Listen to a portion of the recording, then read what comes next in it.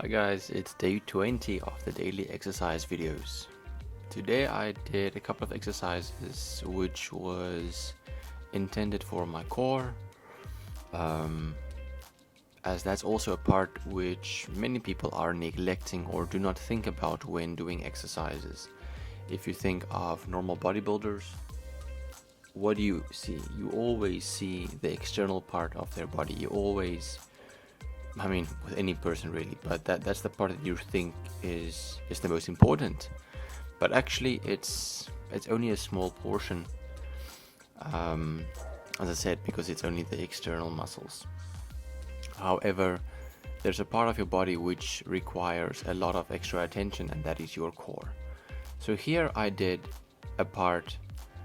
I'm not sure what this exercise is called. However, keeping the ball between your arms and your legs while trying to keep your lower back flat to the ground is extremely important. You can try and touch with both your arms and your legs at the same time the ground, as I'm doing here.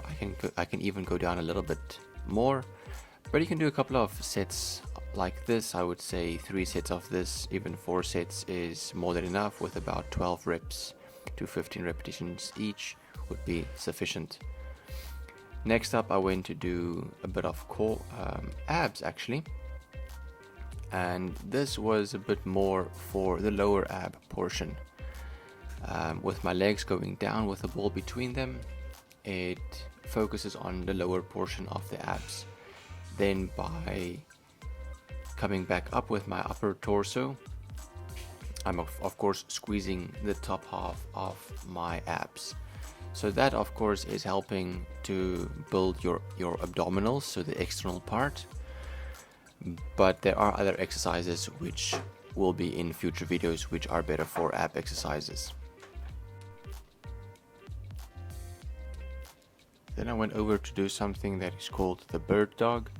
And this is quite difficult to perform, as you have to keep your lower back and your spine in a neutral position.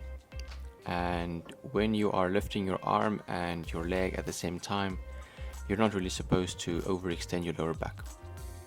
So as I'm doing here, it is not performed optimally, as my back is extending a tiny bit with every rep.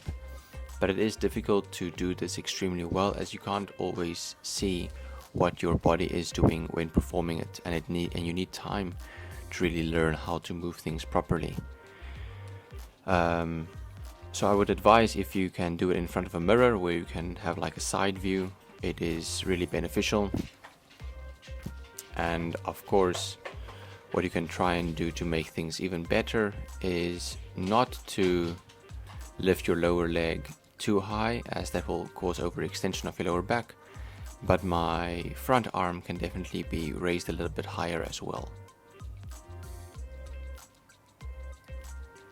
Then next I saw a video about stretching your hip flexors, and this is something that is being done just before the main exercise to try and prep your muscle for what's coming.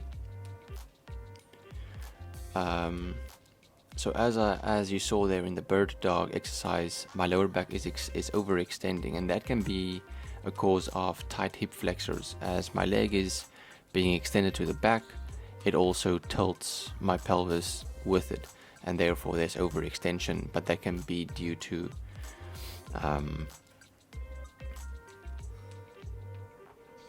the tendon being too tight, the hip flexor being too tight. So I'm gonna play this in 2 times speed. So first, what you have to do is place your back leg on a rest, which I'm showcasing there.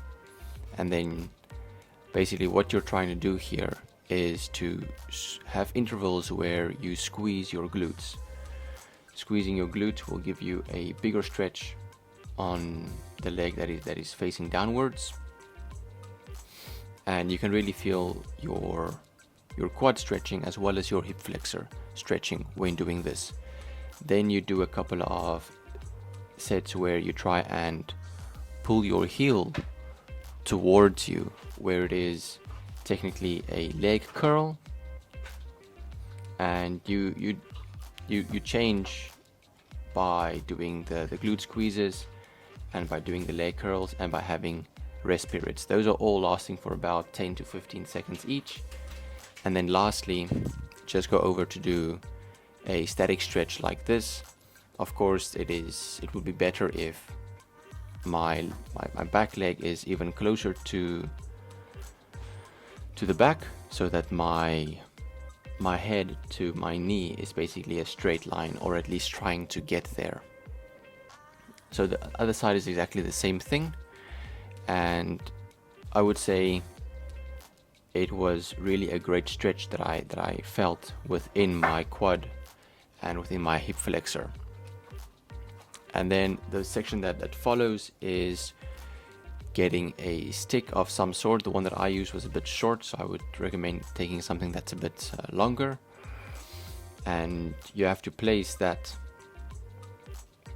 then on the inside of your foot, and basically you're trying to rotate towards the outside of your body, and by rotating you're also getting a bigger stretch. And then after this you'll just have a static rest period of about 30 seconds where you just stay in that position without flexing or doing anything. But with every single repetition you should feel that it is getting a little bit easier and a bit more manageable. So for the other side it is exactly the same, and that will be the last portion of this video. So take from this what you want and see if you can apply it to your exercise routine as well. And if you've tried it, come back to this video, comment down below, and then I can reply, and we can have a nice little interaction over there. Alright guys, that's it for me for this daily exercise routine, and enjoy the rest of this video, and I'll see you in the next one. Bye bye.